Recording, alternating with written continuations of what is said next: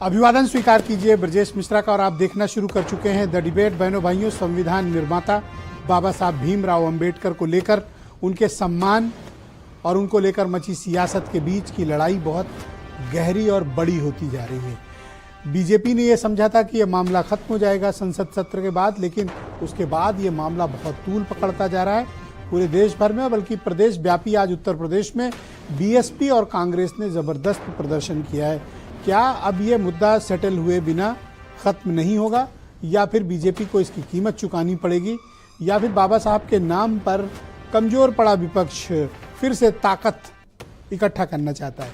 सभी कारणों का आज विश्लेषण करेंगे आज की डिबेट में। बहनों भाइयों, आज बहुजन समाज पार्टी ने अपनी ताकत दिखाई। वो 10% का 9.5% का वोट शेयर जो चुनाव दर चुनाव गिरता जा रहा है, कम होता जा रहा है, लोग ये मानकर चल रहे थे कि बीएसपी अब आंदोलनों की राजनीति नहीं करती। बहनों भाइयों, लेकिन बीएसपी ने आज इस मिथक को तोड़ दिया।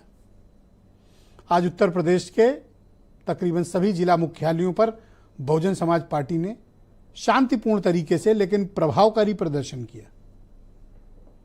बीएसपी के काज के लिए भले न वर्कर इनका इकट्ठा हो, लेकिन बाबा साहब के नाम पर सब इकट्ठा हो जाते हैं। ये एक खूबी है इनकी। तो जब मायावती ने बाबा साहब के सम्मान की कॉल दी,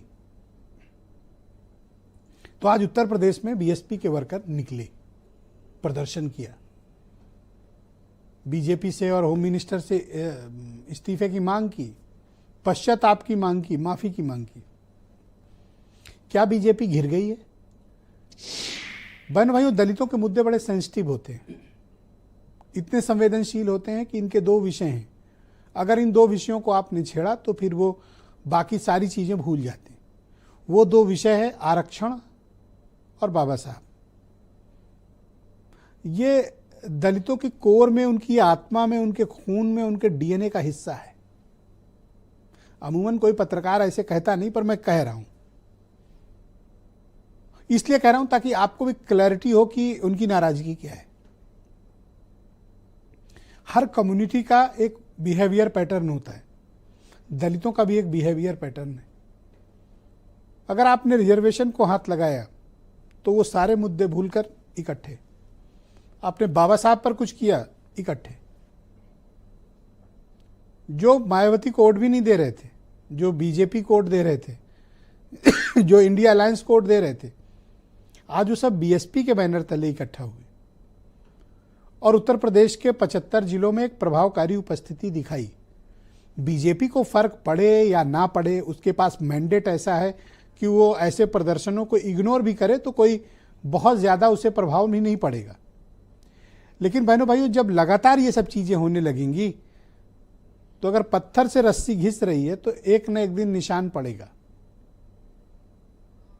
और जिस प्रकार से बाबा साहब अंबेडकर के सम्मान, उनकी प्राइड से जुड़ा यह मुद्दा सामने आ रहा है, बीजेपी दिनों दिन घिरती जा रही है। और इसकी परिणति आपको दिल्ली में भी दिख रही है। दिल्ली में जिस रफ्तार से आम आदमी पार्टी पेनिट्रेशन कर रही है, कैंडिडेट घोषित कर दिया, सीएम फेस घोषित कर दिया, 2100 रुपए महिलाओं को देने की बात कर दी, दुनिया भर की योजनाएं लॉन्च कर दी। बीजेपी अभी तक कैंडिडेट नहीं घोषित कर पा रही है असेंबली के, सीएम फेस तो दूर की बात है। कहने का तात्पर्य यह है कि इस एक घटना ने बीजेपी को एक बड़ा सेटबैक दिया है, एक धक्का लगा है बीजेपी को, स्वीकारे भले न। आज जब बीएसपी का आंदोलन था तो कांग्रेस पार्टी ने भी कहा हम भी आंदोलन करेंगे। कांग्रेस में आजकल होड़ मची हुई है उत्तर प्रदेश में कि ज्यादा से ज्यादा आंदोलन करना है, पार्टी को खड़ा करना है।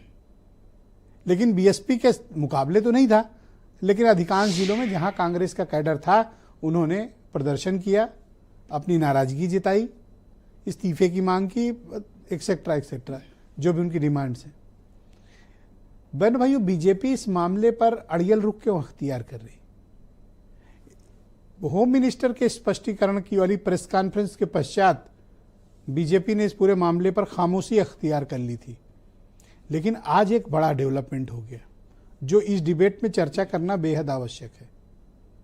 आज बीजेपी ने तय किया कि उसके शासित सभी राज्यों के मुख्यमंत्री ओपन प्रेस कॉन्फ्रेंस करेंगे और प्रेस कॉन्फ्रेंस करके बाबा साहब पर किए गए कार्य बताएंगे, बीजेपी के, प्रधानमंत्री मोदी के, और कांग्रेस और बाकी विपक्ष की आलोचना की जाएगी। आज 18 राज्यों के मुख्यमंत्रियों ने एक साथ प्रेस कॉन्फ्रेंस की पूरे देश में। उत्तर प्रदेश में भी मुख्यमंत्री योगी आदित्यनाथ ने प्रेस कॉन्फ्रेंस की। कांग्रेस और बाबा साहब के जो कॉम्प्लिकेटेड रिलेशंस रहे हैं उनकी भी याद दिलाई। ये सब क्यों हो रहा है? क्योंकि बीएसपी और कांग्रेस ने आज प्रदर्शन किए हैं, लिहाजा इसका इम्पैक्ट बीजेपी ने महसूस किया। वरना 6 दिन की खामोशी के बाद आज ही क्यों सबकी प्रेस कॉन्फ्रेंस लगाई गई? यह बहुत ही ज्वलंत विषय है।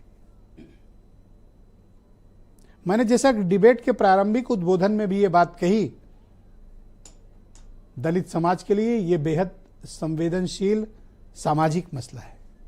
इस पे कोई राजनीति करता है तो राजनीति तो इस देश में किस बात पे नहीं होती? इस देश की राजनीति, इसके देश के डीएनए में ही राजनीति है, हर चीज पर होती है, इस पर भी हो रही है। बीजेपी घिर गई है तो जाहिर सी बात है कि उनके राइवल पार्टियां इसका फायदा उठाएंगी। हर कोई उठाता है।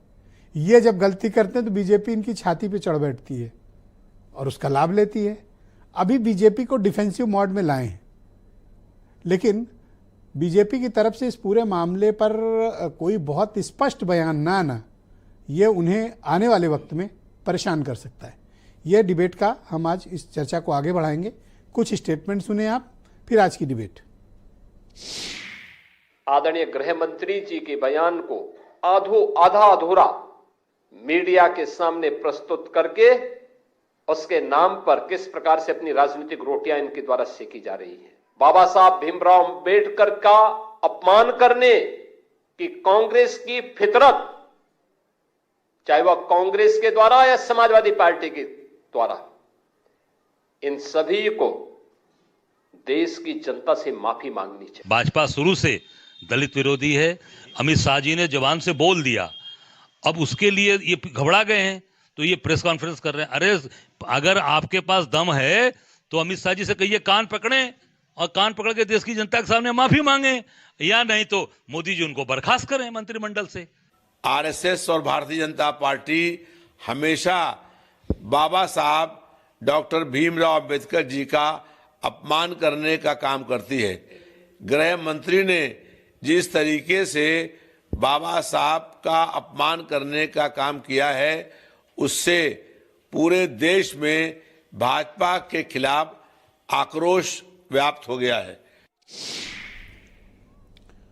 तो बहनों भाइयों, आज की परिचर्चा को आगे बढ़ाएंगे। संजय चौधरी उत्तर प्रदेश में भारतीय जनता पार्टी के प्रवक्ता हैं, मनोज काका समाजवादी पार्टी से हैं, सीपी राय मुख्य प्रवक्ता हैं उत्तर प्रदेश में कांग्रेस कमेटी के गौतम साहब हमारे साथ मौजूद हैं, फॉर्मर कैबिनेट मिनिस्टर हैं और दलित समाज के जाने माने नेता हैं, और बहुत ही चर्चित पत्रकार राजेंद्र गौतम जी हमें डिबेट में ज्वाइन कर चुके हैं। वीरेंद्र सिंह जी हमारे स्टेट हेड, आप सभी का स्वागत और धन्यवाद इस कार्यक्रम में मेरे साथ उपस्थित रहने के लिए। के गौतम जी